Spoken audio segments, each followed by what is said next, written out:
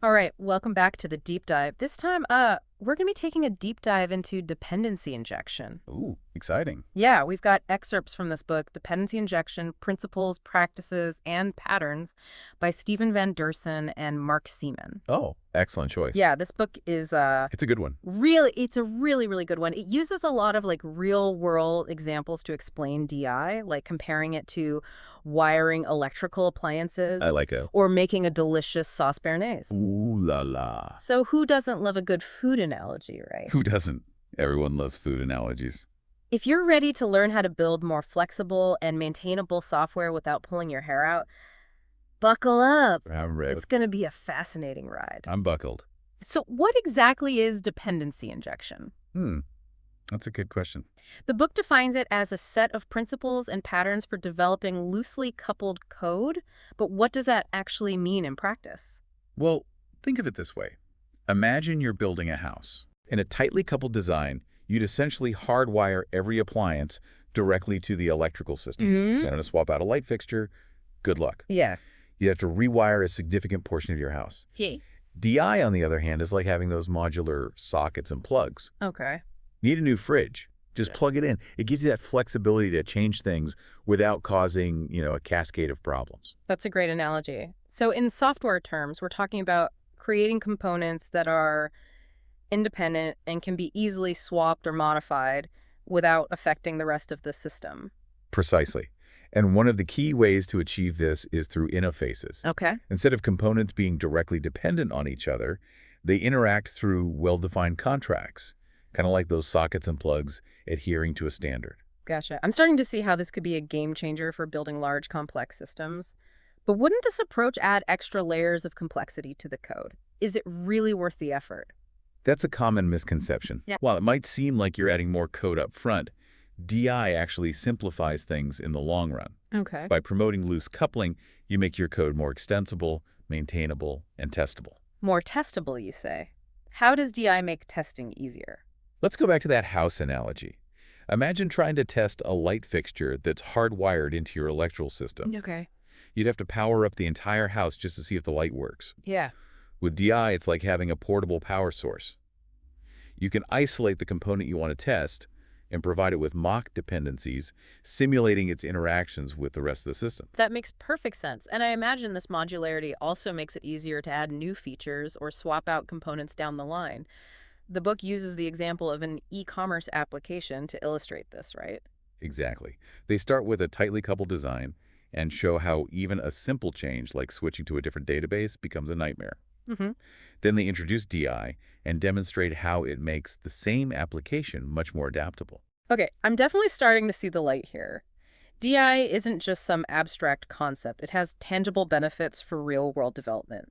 But let's not get ahead of ourselves. Sure. Before we dive into the specifics of how to implement DI, I'd love to explore those benefits in more detail. Okay. Yeah.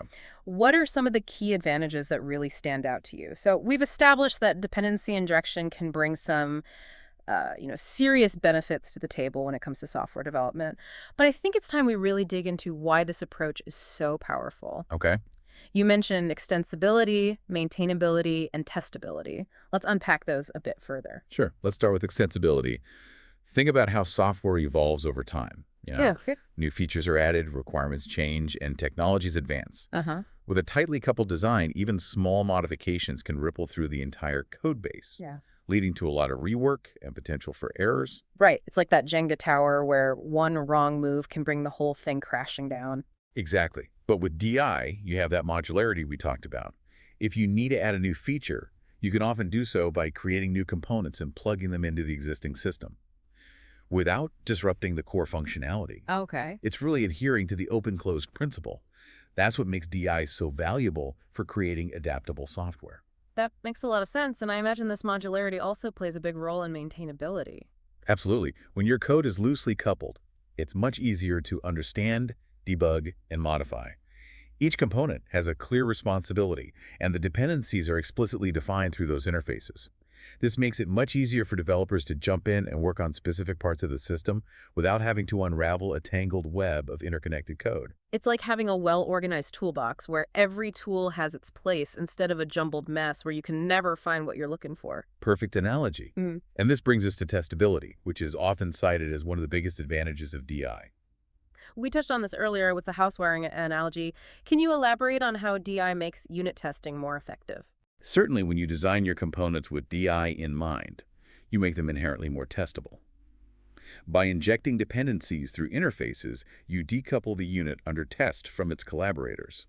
This means you can easily substitute real dependencies with mock objects or stubs during testing.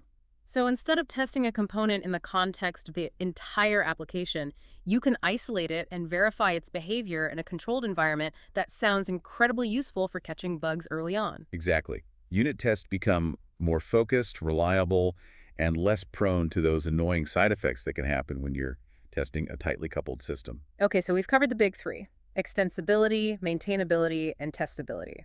But there's one more piece of the puzzle. I'm curious about the composition root. Okay. The book emphasizes its importance, but I'm still a bit fuzzy on what it actually is. Think of the composition root as the conductor of an orchestra. Okay. It's the central location in your application where all the dependency wiring happens. Oh. It's where you decide which concrete implementations to use for each interface and how to assemble all the components into a working system. So it's like the control center for managing all those dependencies. Precisely. And by centralizing this logic in the composition root, you keep the rest of your code clean and focused on business logic. It also makes it much easier to understand how the system is wired together and to make changes without those ripple effects we talked about earlier. That makes perfect sense. So the composition root acts as a sort of blueprint for how the application is structured. Now, the book also talks about two main approaches to dependency management within the composition root: pure DI and using a DI container. What's the difference between these approaches? Pure DI is like building a house with your own two hands. Okay. You manually create all the objects and wire them together in the composition root using plain code. It's a great way to understand the underlying principles of DI and can be very effective for smaller applications. Yes, it's a more hands-on DIY approach. Exactly. Now, DI containers are like having a team of skilled contractors. They automate much of the dependency resolution and object creation process. Okay. You configure the container with rules and mappings, and it handles all the heavy lifting for you. That sounds like it could save a lot of time and effort, especially for larger, more complex projects. It definitely can. Containers can streamline the process of managing dependencies and make your code more concise. However, it's important to choose a container that aligns with your needs and to understand how it works behind the scenes. We'll dive deeper into DI containers a bit later in our deep dive. Okay, so we have pure DI for those who prefer a more manual approach, and DI containers for those who want a bit more automation. It sounds like there are options for every taste. Exactly. And choosing the right approach often comes down to the size and complexity of your project, as well as personal preference. This deep dive is really starting to paint a clear picture of how DI can transform the way we design and build software. We've explored the benefits, the role of the composition root, and different approaches to managing dependencies. But I'm eager to go beyond the theory and see how these principles are applied in practice. Okay. The book mentions some common DI patterns and anti-patterns. Should we explore those next? So far, our deep dive into dependency injection has been quite the eye-opener. We've explored the core concepts, the benefits, the role of the composition root, various patterns, and even touched on the power of DI containers. But now I'm curious about the nuts and bolts. Okay. How do we actually implement DI effectively? The practical side. Yeah, the book mentions some common patterns and anti-patterns. What are some of the best practices we should keep in mind? You're right. Understanding the patterns, and more importantly, the anti-patterns, is crucial for successfully applying DI. Let's start with the patterns, the building blocks of good DI implementation. The book highlights three main ways to inject dependencies: constructor injection, method injection, and property injection. 3 different ways to inject those dependencies, each with its own quirks, I imagine. Give me the rundown. What are the pros and cons of each? Think of constructor injection as the most straightforward and generally the preferred method. Okay. With constructor injection, you supply all the dependencies a class needs through its constructor. This makes the dependencies very explicit and ensures that an object can't even be created without them. So it's like saying, hey, if you want to create this object, you need to provide these ingredients up front. like Yeah, no shortcuts. exactly. Now, method injection is another option. Okay. Here, you pass dependencies as arguments to specific methods. This can be useful when a dependency is only needed for a particular task, or when you have optional dependencies. Ah, so it's a more targeted approach, providing the dependency only when and where it's absolutely necessary. Right, and then there's property injection, where you No. set dependencies using properties of a class. While it might seem convenient at first, the book cautions against overusing this pattern. Why is that? What's the downside of property injection?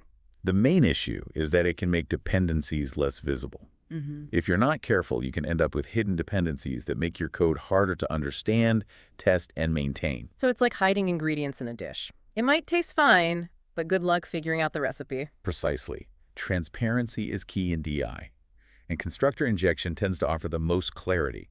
Okay, I'm getting a good grasp of these patterns. Now, what about those anti-patterns, the things we definitely want to avoid? One of the most common pitfalls is the control freak anti-pattern. Okay. This is when developers try to micromanage dependency creation within their classes, essentially bypassing the whole concept of DI. So instead of relying on the composition route to provide the dependencies, they're creating them directly within the class itself. What's wrong with that? It reintroduces that tight coupling we've been trying to avoid. It makes the code inflexible, difficult to test, and violates the principles of DI. Ah, so it's like trying to bake a cake, but insisting on making all the ingredients from scratch yourself, even the flour and sugar. Exactly. It's unnecessary and counterproductive. Let the composition route handle the dependency management. It's what it's there for. Makes perfect sense. What other anti-patterns should we be on the lookout for? Another one that could be quite tempting is the service locator anti-pattern. Okay. It involves using a central registry to locate dependencies. At first glance, it might seem like a convenient solution, but it creates hidden dependencies and undermines the benefits of DI. I can see how that would be alluring. It's like having a universal remote control for your code, but what's the catch? The problem is that your classes become reliant on this external locator to function. The dependencies are no longer explicitly declared, making the code harder to understand and test. It's like having a secret ingredient that's not listed in the recipe. You might get the desired outcome, but no one else can replicate it. Exactly. Transparency is essential for maintainability, and the service locator obscures those crucial dependencies. Okay, I'm adding service locator to my list of DI no-nos. Any others we should be aware of? One more I'd like to highlight is the ambient context anti-pattern. Okay. This involves making volatile dependencies globally accessible, usually through static classes or properties. Globally accessible, so available from anywhere in the code. That sounds convenient, but I'm sensing a but coming. You're right to be suspicious. While it might seem convenient at first, it creates a tight coupling to these global dependencies. This makes your code harder to test, refactor, and maintain. It's like having a giant shared pantry where everyone can just grab whatever they want. Sounds like a recipe for chaos. Exactly. It's much better to explicitly pass dependencies to the classes that need them, rather than relying on a global grab bag. I'm starting to realize that a lot of DI is about discipline and resisting those tempting shortcuts that can lead to long-term headaches. You hit the nail on the head. It's about making thoughtful design choices that pay off in the long run. Now, before we wrap up our deep dive, I remember we touched on DI containers earlier. Can you give us a quick overview of how they work and why they're so useful? Certainly imagine a DI container as a sophisticated factory for your objects. Okay. You provide it with a set of instructions, configurations, and mappings that define how to create and wire together your components. Then, whenever you need an object, you simply ask the container for it. So it's like placing an order with a highly specialized catering service. You tell them what dishes you need, and they handle all the preparation and delivery. That's a great way to put it. The container takes care of resolving dependencies, managing object life cycles, and ensuring that everything is properly assembled. This can save a lot of time and effort, especially for larger applications. It sounds like DI containers are indispensable tools for any developer serious about implementing DI effectively. They can be incredibly valuable, especially for complex projects. But remember, it's still important to understand the underlying principles of DI and to choose a container that aligns with your specific needs. Great advice. Well, I think we've covered a lot of ground in our deep dive into dependency injection. We explored the core concepts, the benefits, the role of the composition route, various patterns and anti-patterns, and even touched on the power of DI containers. Any final thoughts for our listeners? I would say this: DI is a journey, not a destination. It's about continually striving for cleaner, more maintainable code. And as you become more comfortable with the principles, you'll find that DI can be applied far beyond the realm of software development. It's really a mindset of good design and organization that can benefit many areas of your life. Beautifully said. And to our listener, we encourage you to keep exploring and experimenting with DI. It might seem like a lot to absorb at first, but trust me, the rewards are well worth the effort. Until next time, happy coding.